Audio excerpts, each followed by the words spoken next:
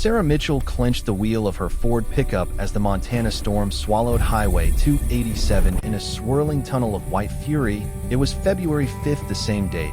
As every year her fingers shook as she neared mile marker 47, the bend, where everything was lost, where her 7-year-old boy Ethan breathed his last after black ice sent their vehicle sliding into that tree on the passenger side, his side to side. She could never shield. She made this journey annually, driving 2 hours from Helena to lay sunflowers at the white cross she had fixed to that cursed trunk, sobbing for 20 minutes in the cutting wind, then returning home hating herself a little more each trip. But this year would not be the same. This time, at the very place where she lost her son, Sarah would discover another mother dying in the snow, another family shattered by that same merciless bend, and she would confront the most unbearable decision of her life.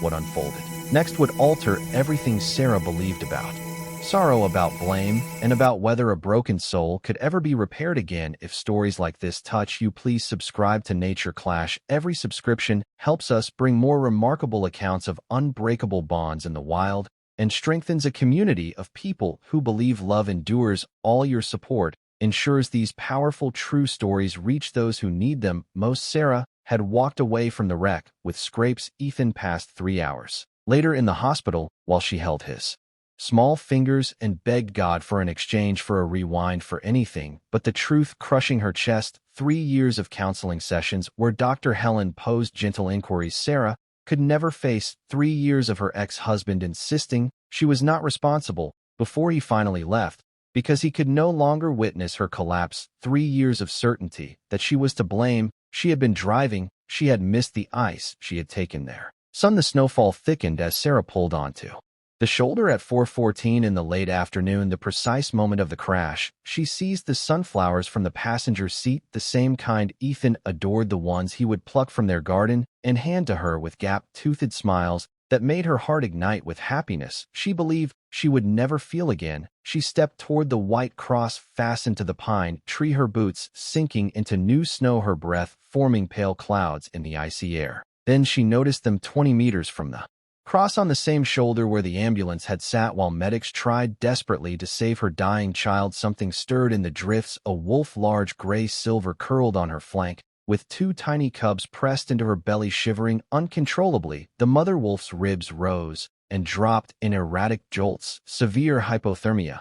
Sarah froze, her brain logging details with the eerie clearness born from trauma. Huge male paw prints in the snow, deep and heavy, leading from the woods to the highway, then ending sharply at the pavement. Skid marks, streaked dark red, blood splattered across white powder. A drag path returning to the shoulder, where smaller paw prints appeared, irregular and strained, as if something enormous had been hauled with fading strength. Sarah understood instantly. The male had been struck right there in that bend. He had been thrown 8 meters. Judging by the blood pattern, the female had dragged his body from the asphalt because instinct refused to abandon him in the roadway where more vehicles could desecrate him. But he was gone, and now she was here at the exact spot where Sarah had lost everything, trying to keep her cubs alive, with a body failing, collapsing, surrendering to the freeze that would kill them within hours. One mother who lost her world at mile marker 47, facing another mother who lost hers at mile marker 47 on the same date, February 5th. Sarah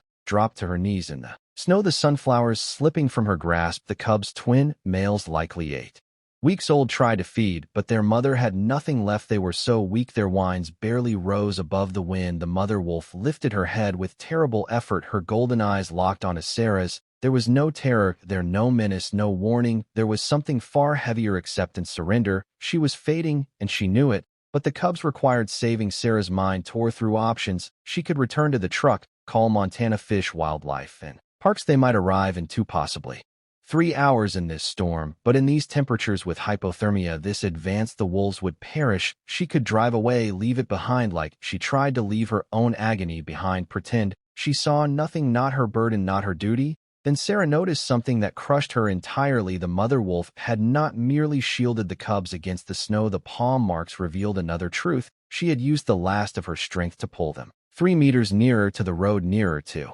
vehicles, nearer to humans. She was waiting for someone to stop, just as Sarah had waited for someone to save Ethan in that ambulance, just as she had begged the hospital staff, just as she had pleaded with God for a miracle. that never came. Sarah moved before thought. She bolted to the pickup, turned the ignition, blasted the heat. She grabbed the emergency blankets from the truck bed, the ones she carried obsessively since the crash, always ready. Always too late. When she neared the mother wolf did not snarl, did not flinch, only observed. When Sarah lifted the first cub, stiff with cold lips turning pale, the wolf shut her eyes. As if giving permission, Sarah wrapped both cubs and set them in the back seat between portable heaters. Then she returned for the mother. The wolf weighed close to 100 pounds. Sarah weighed 137. She attempted to lift and failed. The wolf moaned faintly, but never fought. Sarah realized the truth. The wolf wanted to be moved. She was pleading in the only language she had. Sarah dragged her inch by inch, the wolf pushing weakly with her front legs. When possible, it lasted 15 minutes. Sarah wept the entire time, sweat streaming despite the ice, screaming come on at herself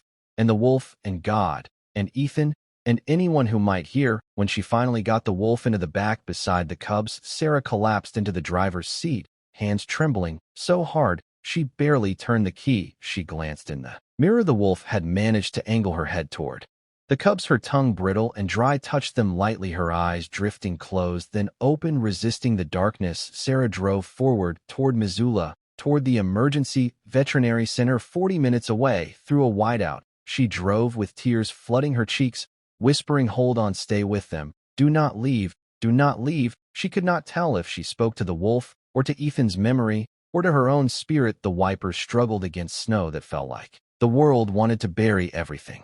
Sarah's truck skidded twice on ice, but she continued, one hand fixed on the steering wheel, eyes darting to the mirror every few seconds to see if the wolf still breathed. The cubs had stopped shaking, which could mean warmth or could mean collapse. Sarah pressed harder. She remembered the moment Ethan died, how she felt his small fingers slacken in hers, how the steady beep of the heart monitor lengthened into that endless tone that marked the end of her universe, how the nurses tried pulling her away, but she clutched the hospital bed, wailing, "This cannot be real." How her husband stood in the corner, pale, unable to look at her, because seeing her meant facing the truth. Their child was gone, and blame needed a place.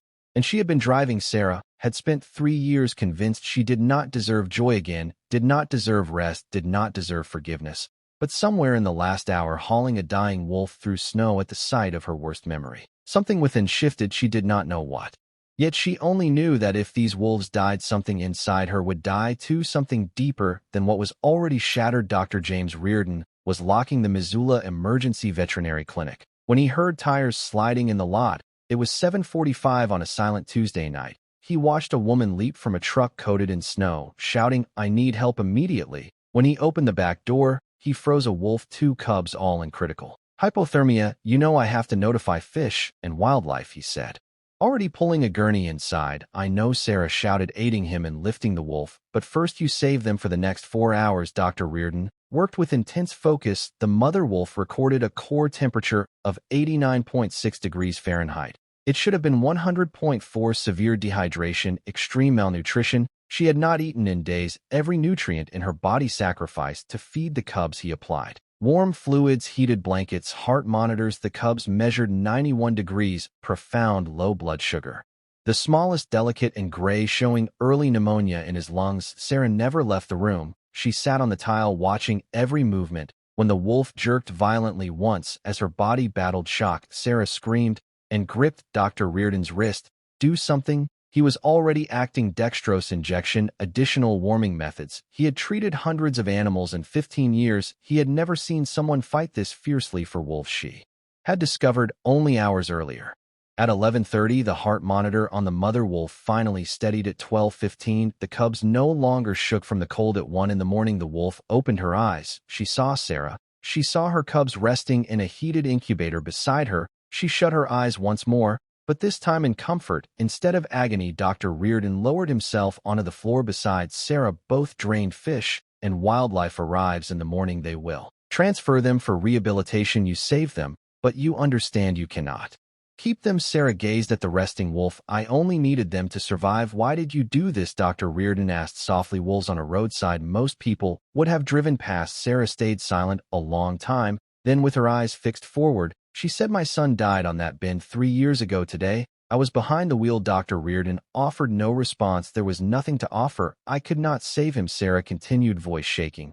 but these I. Could the following morning, February 6th, Rachel Torres from Montana Fish, Wildlife and Parks arrived at 9. She was respectful, calm, but strict. Mrs. Mitchell, the policy is straightforward. Rescued wild animals must be taken to certified rehabilitation facilities. The wolf and cubs will be moved to the Northern Rockies Wildlife Sanctuary, where they will receive proper treatment and later release into the wild. No, Sarah, replied Rachel, blinked, confused. Not yet, the mother is weak. The smaller cub has pneumonia. Relocating them now could end them, Dr. Reardon stepped in. She is correct. Medically, transport right now is extremely dangerous. I suggest 72 hours of stabilization before movement. Rachel exhaled. She witnessed this frequently, people forming attachments to animals they should not form ties with. 3 days, then the wolves are transported. And Mrs. Mitchell, you must understand you cannot visit once they arrive. We need minimal human exposure to prepare them for release. Sarah forced herself to swallow. 3 days. Over those 3 days, something profound altered within Sarah Mitchell. She did not go back to Helena. She rented a motel room next to the clinic. She spent 16 hours a day in the recovery ward. Dr. Reardon allowed it because she contributed more help than anyone, but the truth was he recognized she required this more than the wolves required her. Sarah learned how to mix the precise formula for the cubs. Goat milk added nutrients. Every 4 hours she fed them with small bottles. The cubs drank with fiery instinct, their tiny paws stretching at air. She gave them names in her thoughts, knowing she should not, but unable to resist. Ash, the larger one, dark gray, courageous. Echo, the smaller, pale gray, fighting pneumonia. Gentle, more delicate. The mother wolf's name, Sarah whispered only in her mind. Luna healed slow on the 2nd day. She stood upright for the first time on the 3rd. She ate raw meat, tearing into venison like a creature destined to survive. There was a moment on day 2 that shattered Sarah. She fed Echo. He finished his bottle, and with a warm, full belly he yawned and drifted asleep in Sarah's palm, trusting her. Without hesitation, Sarah stared at that tiny gray life curled in her hand. She remembered Ethan at 3 months, sleeping on her chest, the warmth, the safety, the complete faith. She cried quietly for 20 minutes. Luna watched her from the medical cot, did not move, simply observed. End of the 3rd day, Rachel Torres came back with a transport unit. Time to go. Mrs. Mitchell, Sarah had prepared herself. She had repeated the lie that she was prepared when the team lifted Luna and the cubs into transport carriers. Luna pushed back for the first time. She looked straight at Sarah, pressed her muzzle through the crate grates, and released a low, broken whine. The cubs, reacting to their mother, began crying. Sarah stepped close, placed her fingers through the bars. Luna breathed in her scent. You are going to be all right, Sarah murmured. You are going to raise them. They will grow fierce and strong, and someday you will return to the forest where you belong. Rachel laid a gentle hand on Sarah's arm. You accomplished something extraordinary, but now distance is important for their future. Sarah nodded, unable to speak. She watched the vehicle depart, remained in the parking lot until the lights vanished. Dr. Reardon waited in the clinic door. You need a drink. You look like you need several. I need 10, Sarah answered. Sarah drove back to Helena, to the vacant house where every space still echoed. Ethan, his bedroom, untouched, drawings clinging to the fridge, his shoes by the entrance because removing them felt like erasing him. Her ex-husband had taken his share of memories. When he left, Sarah held on to hers like open wounds she refused to treat. She attempted to return to routine, managing the hardware store she had worked in for nearly a decade, buying groceries, gym, 3 nights a week, therapy every Thursday, where Dr. Helen asked, how are you holding up? And Sarah lied and said fine, but nothing resembled fine. Something had opened wide inside her, and she could not close it. She felt the wolf's absence like a bruise. She kept pressing, not the old familiar ache of losing Ethan. That pain was permanent, worn smooth through years. This new pain was sharp, immediate. The absence of Luna, of Ash, of Echo. She picked her phone up countless times to call Fish and Wildlife, never dialed, because she had no idea what she would even say in session. Dr. Helen asked about this year's anniversary and how it differed from the last. For some time, Sarah gave no answer, then quietly said, I saved them,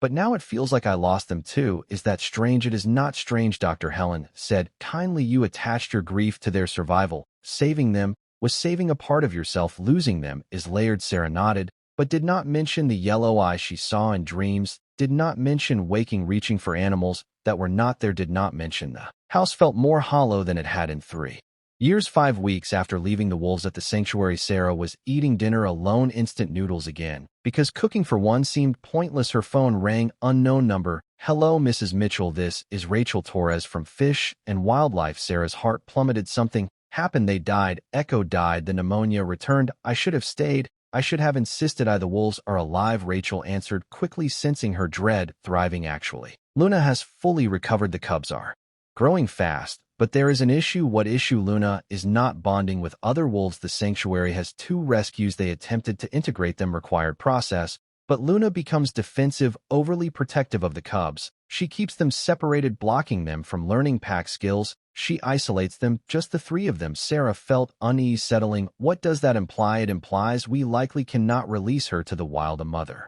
alone with 2 young cubs, survival odds are 12%. They need a pack, yet she refuses to help them develop within one. She is acting like everything outside her family is a threat. So what will become of them? Sarah asked, her chest tightening. Permanent sanctuary care. They will be safe, but enclosed indefinitely. No true freedom, no forest, no hunts, no open range. They will be fed, protected, confined for life. Sarah remained silent, felt dread weighing. Why are you telling me this? Because there is another option, Rachel said. Unconventional, extremely unconventional. And I could lose my job. Mentioning it. Assisted release. You would guide their transition into the wild. It takes months, demands isolation, and we have never attempted this with someone without wildlife credentials. Sarah felt lost. Why me? Because Luna trusts you, Rachel answered simply. I watched her. She sees you as part of her family. 18 years in this work. Mrs. Mitchell, I know when an animal bonds deeply. Luna follows your lead. She will allow you to teach her cubs what she cannot, because trauma has made her overly vigilant, overly afraid. You want me to raise wolves? Sarah said. Not raise, return them to the wild. Teach them to hunt, teach them to avoid humans again, then free them. It is a trial program. If it succeeds, it could alter predator rehabilitation. If it fails, they live caged. Sarah closed her eyes, tears forming. Where federally protected land, secluded region, in the Bitterroot Mountains, small cabin, no power, except a generator 4 hours a day, no cell reception, no internet, just you and the wolves. For 4 to 6 months, I have worked a house of life, Sarah said, though the words rang hollow. What life? Managing a hardware store, eating noodles alone, attending therapy, to revisit wounds that never close. I know, Rachel said. It is overwhelming if you require time. When do I begin? Sarah replied. The Bitterroot cabin sat 3 hours from the nearest town, rough timber build, wood stove, a failing generator, solar panels, giving barely enough power for lights, and a small fridge, nothing more. Sarah arrived in early March with Luna and the cubs, now 14 weeks old and roughly the size of medium dogs, secured inside a large transport crate. Rachel remained for 3 days to teach Sarah every rule. Limit physical interaction, no stroking, no affection, no comfort touches. You provide food, not friendship. You show them that humans mean meals for now, but won't always. They must relearn independence. Sarah agreed, knowing it would be far harder than she imagined. The first weeks punished her in ways she hadn't foreseen. She rose at 5 a.m., trekked 8 kilometers through dense woods, placing deer carcasses supplied by Fish and Wildlife at designated spots. Luna needed to reawaken the instincts she had lost. She'd been an expert hunter once, but fear, injury, and maternal panic had smothered her skills. Now Sarah had to spark them again. At the start, Luna only ate whatever Sarah set beside the cabin. Gradually, as Rachel instructed, Sarah placed food farther out, concealed and scattered. Luna had to seek it out, had to exert effort, had to remember how to hunt instead of simply finding scraps. One morning near the end of March, Sarah, watching from 200 meters away through binoculars, saw Luna guiding Ash and Echo along scent lines. The cubs tripped, wandered off, chasing butterflies and curious stones. Luna corrected them with gentle growls and nudges. Sarah smiled behind the binoculars, feeling a pride that wasn't hers. They weren't her children, but witnessing their growth felt like witnessing something miraculous. In April, everything shifted. One evening, returning to the cabin at dusk, Sarah heard howls. Victory, not fear. She ran toward the noise, and through night vision lenses saw Luna and the cubs around a rabbit. Ash had leapt too early and lost it, but Echo waited, studied, understood. On the second attempt, he caught it. His first true kill. Luna howled. The cubs echoed her, and Sarah, hidden behind a tree 100 meters away, wept with a pride she knew she had no right to feel. As spring slipped into early summer, the space between Sarah and the wolves widened exactly as nature intended, and it shattered her heart. Luna no longer came close to the cabin, and the cubs mimicked her distance. They slept deep within the trees, hunted alone more regularly. When Sarah left food, less frequently each week, the wolves sometimes ignored it entirely, having already fed themselves. One evening at the end of May, Sarah spotted Luna in the shadows of the tree line, silently watching her like a farewell. Sarah lifted her hand to wave. Foolish, but she waved anyway. Luna turned and disappeared into the dark. Sarah stood alone in the open clearing and finally allowed herself to cry. She had spent so much time preparing the wolves to be wild again that she had not allowed herself to understand the cost. It meant losing them for good. No reunion. No messages. No knowledge of whether they would endure or perish in their first winter. They would vanish into endless wilderness, and she would never know their fate. Sarah realized she was mourning before the loss arrived, grieving while they were still technically under her care. But they were never hers. They were only passing through her life. She was merely the bridge between captivity and freedom, and she was doing that job well. In early June, Rachel returned to assess. She spent 2 days watching, measuring, studying, Luna hunting with precision again, the cubs coordinating to corner prey, all three avoiding the cabin aside from distant glimpses. At last Rachel sat beside Sarah at the fire. "They're ready," Rachel said. "Luna hunts confidently. The cubs have learned. They keep away from people now. Except you. But you're leaving, so that ends on its own. It is time." Sarah knew this day was coming, but the ache was still fierce. "Choose within 50 miles, wherever you believe their odds are highest." Sarah answered instantly. She knew the place. February 5th. For years since Ethan died. 1 year since she found Luna. Sarah drove along Montana Highway 287 with 3 transport crates in the truck bed. Luna, Ash, Echo. She refused to look back. If she did, she would fall apart, and she needed to keep driving. When she reached mile marker 47, the curve where the old life ended and the new one began, she stopped. The white cross remained nailed to the tree. Sarah opened the crates, stepped away, waited. Luna exited first, inhaled the cold air, recognized the place. This was the origin of everything. The ground where she had lost what she loved, and where a stranger chose to help instead of walk away. Ash and Echo came next, now large and astonishing. They stared at Sarah one final time, their golden eyes mirroring their mother's, intelligent, aware, holding something that resembled appreciation. Sarah reminded herself she was imagining it. Wolves don't owe humans anything. She wanted to speak, to thank them, to say she loved them, to admit they saved her as much as she saved them, but she stayed silent. They no longer belonged to her, never did. Luna stepped toward the trees, paused, looked back. Her eyes met Sarah's. Sarah believed she saw gratitude, impossible or not. Luna howled, a sound that tore through the mountains and through Sarah. Ash and Echo followed, 3 voices calling into the winter sky. Then they ran. In seconds they vanished, like spirits dissolving into the forest. Sarah stood alone on the roadside as snow drifted down. She approached the cross, placed fresh sunflowers like every year, but added something new, a small wooden carving of 3 wolves she had carved through the long, lonely months. She left it beside Ethan's flowers. On her way back to the truck she heard it, a far-off howl, then another, then a third. Luna, Ash, Echo, telling her they were safe, telling her farewell, telling her thank you in the only way they could. Sarah climbed into the truck, started the engine. For the first time in 4 years, passing mile marker 47, she did not feel only agony. She felt something fragile and unfamiliar, something frightening. She felt peace. Sarah didn't return to Helena immediately. She drove to a truck stop 20 miles down the highway and sat in the parking lot for 3 hours, engine running, heater humming, staring into nothing. Travelers came and went, families, drivers with plans and schedules. Sarah had no direction. She checked her phone, no signal. Relief washed through her. If she had service, she would call Rachel and beg for updates, ask pointless questions, embarrass herself with longing. Better to sit alone with ghosts, wolf and child, and figure out what life meant now. What happened next was this. Sarah drove home to Helena, stepped inside her silent house, stared at Ethan's bedroom door, closed for 4 years, and opened it. The scent hit her instantly. Crayons, childhood, an aroma you can't replicate. She sat on his tiny bed surrounded by his drawings, toys, books, and she cried. But this grief felt different, gentler, slower, cleaner. She whispered to the empty room, "I will always love you. I will always miss you. But I cannot keep dying beside you. I have to try to live. I don't know how, but I must." The next morning, she called her manager at the hardware store. She needed time, personal leave, uncertain how long. He understood, told her to take what she required. 9 years of loyal work had earned goodwill. Then Sarah did something she hadn't attempted since the accident. She went to the Helena Animal Shelter, walked the kennel rows filled with noise and need.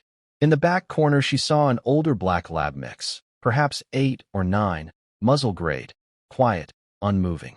The volunteer explained his name was Duke, surrendered after his owner died, overlooked because everyone wanted puppies. He likely wouldn't be adopted. Sarah asked to see him. In the small room, Duke moved slowly, arthritis evident, then sat in front of her, not jumping, not licking, just looking, as if asking if she was certain. Sarah placed her hand on his head. He leaned in softly. She cried. Duke stayed still and let her weep. "I'll take him," Sarah said. The volunteer was stunned. "Really? He's older. He might have health problem." "I'll take him," Sarah said again. Duke changed her life in ways she never expected. He didn't replace Ethan. He didn't replace the wolves. But he offered a rhythm. She woke for him, fed him, walked him, tended to him. Someone needed her, not desperately, just daily. Sarah began running again, something she had abandoned before Ethan was born. 1 mile to start. Her legs throbbed. Her lungs burned. She had let herself fall apart for 4 years. But she kept going. Sarah slowly increased the distance, and eventually Duke could not join her on runs anymore. But he waited faithfully at home, knowing she would always return. In April, Sarah made a choice. She resigned from the hardware store and invested her savings into online courses for wildlife rehabilitation, deciding that if she was going to pursue this path sincerely, she needed proper education. Rachel had trusted her with the wolves, and Sarah wanted to deserve that trust, to prove she belonged in this work. The lessons were demanding, covering biology, animal behavior, emergency care. Sarah sat studying at her kitchen table with Duke dozing beside her. Some nights she wanted to give up, believing she was too old, too damaged, too exhausted to learn. But she remembered Luna fighting against freezing temperatures to protect her cubs. If a wolf could achieve that, then Sarah could complete her coursework. In June, Rachel phoned simply to check in. Sarah admitted the truth. Some days felt manageable, others painful, but she was attempting to build a new direction, unsure what shape it would take, but making the effort. "That is all any person can do," Rachel said, then gently added whether Sarah wanted news of the wolves. Sarah had been anticipating those words for months, while also fearing them. "Yes, we have not seen them," Rachel said, which is ideal, because absence means they are avoiding humans. But reports from hunters mention a female with 2 younger wolves about 30 miles northeast of the release site, hunting effectively, based on elk remains that match patterns. "They are alive," Sarah breathed. "They are thriving," Rachel corrected. "And you made it possible. You offered them a chance, and they seized it. You should feel proud." Sarah felt gratitude and sorrow and relief and heartbreak all together. Thanked Rachel for telling her, and Rachel thanked her for saving them, saying few would have stopped in that storm. After the call, Sarah sat beside Duke and spoke about the wolves, and he listened the way dogs do, understanding emotion if not words, resting his head on her leg in quiet support. Sarah rubbed behind his ears and sensed for the first time in years that she might eventually be all right. Summer faded into autumn, and Sarah completed her first set of rehabilitation classes, began volunteering weekends at a local wildlife rescue, handling mostly birds and small mammals, nothing like wolves, yet every task taught her something new. She grew. She formed connections with others who cared for wounded creatures and worked to mend them. She befriended Maria, who ran the rescue, and invited her to dinners where laughter filled the room and people talked to Sarah like she belonged. In November, Sarah went on her first date since the divorce, with Thomas from the library. They shared coffee, discussed stories, and he made her laugh twice.